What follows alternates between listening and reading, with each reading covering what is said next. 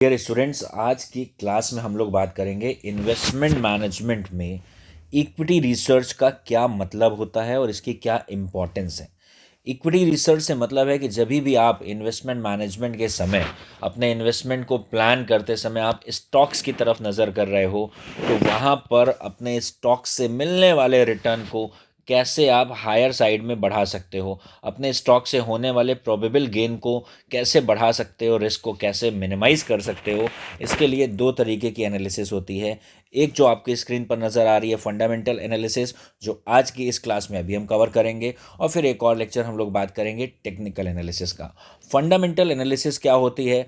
ये 3 लेवल की एनालिसिस होती है, जिसमें हम डिसाइड करते हैं कि किस इकोनॉमी में पैसा लगाना ज़्यादा बेहतर है, उसके बाद किस सेक्टर या इंडस्ट्री में पैसा लगाना बेहतर है, और उसके बाद किस कंपनी में पैसा लगाना बेहतर है। सपोज आपको लग रहा है कि हमें स्टॉक्स खरीदने हैं या शेयर्स खरीदने हैं अमेरिका का, इसका मतलब अमेरिकन इकोनॉमी पे अपना इन्वेस्टमेंट का एक क्राइटेरिया रखे हो। आपको लग रहा है कि चाइना में ज़्यादा आप पैसा लगाना चाह रहे हो, तो आपकी जो चूज़न इकोनॉमी है वो चाइनीज़ इकोनॉमी है। हमको लग रहा है नहीं, हमें इंडिया के ऊपर ज़्यादा कन्विक्शन है, इंडिया ज़्यादा बेहतर करेगा, तो इंडियन इकोनॉमी। तो पहला चुनाव करना होता है, पहला सिलेक्शन करना होता है इकोनॉमी का, कि किस इकोनॉमी में, अर्थव्यवस्था में आपका ज़्यादा कन्विक्शन है।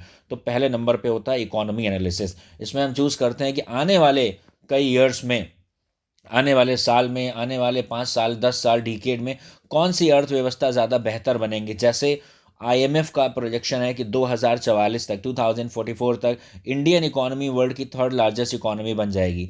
तो being an Indian, apart from being an Indian, हर तरीके से इंडियन इकोनॉमी को ही पर्सनली अगर हम बात करें तो चूज़ करेंगे, क्योंकि हमें लग रहा है कि इसके प्रोस्पेक्ट्स बहुत पॉजिटिव हैं, ये एक बहुत बड़ा विश्व का बाजार है। तो पहले हमें देखना होता है कौन सी इकोनॉमी में पैसा लगाना है। सपोज हमने चुन लिया फंडामेंटल एनालिसिस में कि हमें पहले पड़ाव पे इंडियन इकोनॉमी को हमने चूज़ करा। अब इंडियन इकोनॉमी में बहुत सारे सेक्टर हैं, तो हमें देखना है कि हमें सीमेंट में पैसा लगाना है, कि कार बनाने वाले ऑटोमोबाइल में पैसा लगाना है, या आईटी सर्विसेज में पैसा लगाना है, या बैंक में पैसा लगाना है। तो कौन से सेक्टर में लगाना है? तो सपोज हमने चुना यहाँ पर कि भारत में 50 सेक्टर हैं, कोई सीमेंट बनाने की सेक्टर है, कोई ऑटोमोबाइल का सेक्टर है, कोई आईटी सेक्टर है, बैंक है, तो हमने चुना बैंक में पैसा लगाएंगे। तो अब सेक्टर के साथ साथ इंडस्ट्री देखना है कि इंडियन बैंकिंग सेक्टर दो पार्ट डिवाइडेड है। एक है यहाँ पर पब्लिक सेक्टर बैंक, और एक है प्राइवेट सेक्टर बैंक। तो हमें देखना है पब्लिक सेक्टर इंडस्ट्री में जाना है या बैंक में प्राइवेट सेक्टर इंडस्ट्री में जाना है। तो सपोज उसमें हमने चुना कि हम प्राइवेट सेक्टर बैंक के स्टॉक में पैसा लगाएंगे। तो पहला चुनाव क्या था? कौन सी इकोनॉमी में पैसे लगाने हैं? तो हमने कहा इंडिया के शेयर में या इंडियन इकोनॉमी में जाएंगे। फिर बहुत सारे सेक्टर्स यहाँ काम करते हैं, तो हमने देखा कि हम इसमें बैंकिंग सेक्टर में पैसा लगाएंगे। बैंकिंग सेक्टर इंडिया का मेनली दो पार्ट में डिवाइडेड है, PSU bank and private bank.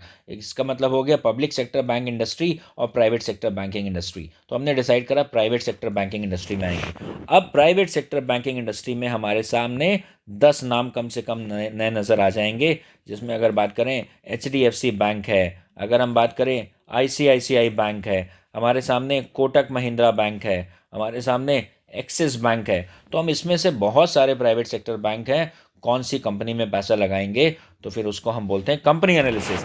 अब कंपनी एनालिसिस बहुत महत्वपूर्ण हो जाता है, क्योंकि कंपनी एनालिसिस में हमें देखना होता है, सपोज हमने डिसाइड करा कि हम भारत में पैसा लगाएंगे, हम लगाएंगे बैंकिंग सेक्टर में, प्राइवेट सेक्टर में, तो हमें 3-4 कंपनीज को इवैल्यूएट करना चाहिए कि उस कंपनी का मैनेजमेंट कैसा है, एचडीएफसी का मैनेजमेंट कैसा है, आईसीआईसीआई का मैनेजमेंट कैसा है, मैनेजमेंट के ऊपर क्या कोई लीगल कार्यवाही तो नहीं हुई है, कोटक महिंद्रा बैंक का मैनेजमेंट कैसा है, एक्सिस बैंक का कॉरपोरेट गवर्नेंस कैसा है। फिर फाइनेंशियल चेक करने चाहिए कि बैलेंस शीट किसकी ज़्यादा स्ट्रांग नज़र आ रही है, प्रॉफिटेबिलिटी किसकी ज़्यादा बेहतर नज़र आ रही है। तो इन सारी चीज़ों को हम लोग को 1 बाय 1 चेक करना चाहिए। साथ कंपनी एनालिसिस में जब हम लोग को ये भी ध्यान रखना चाहिए कि जो हम पैसा लगाने जा रहे हैं उस कंपनी के बारे में हमें यहाँ पे ज़रूर चेक कर लेना चाहिए कि कंपनी की इनकम स्टेटमेंट, मतलब प्रॉफिट लॉस क्या बता रहे हैं, उसकी बैलेंस शीट क्या बता रही है, कंपनी में कैश का इनफ्लो आउटफ्लो कितना है, इसका उसके फाइनेंशियल्स को चेक करना चाहिए। कंपनी एनालिसिस का एक इंपॉर्टेंट पॉइंट ये निकल के आता है। साथ में कंपनी एनालिसिस करते वक्त हमें ये भी देखना चाहिए कि उसकी कंपनी की गुडविल कितनी है, उसकी मार्केट वैल्यू कितनी है, उसके ब्रांड को कितने लोग पहचानते हैं, अपने कॉम्पिटिटर से वो कितना आगे है।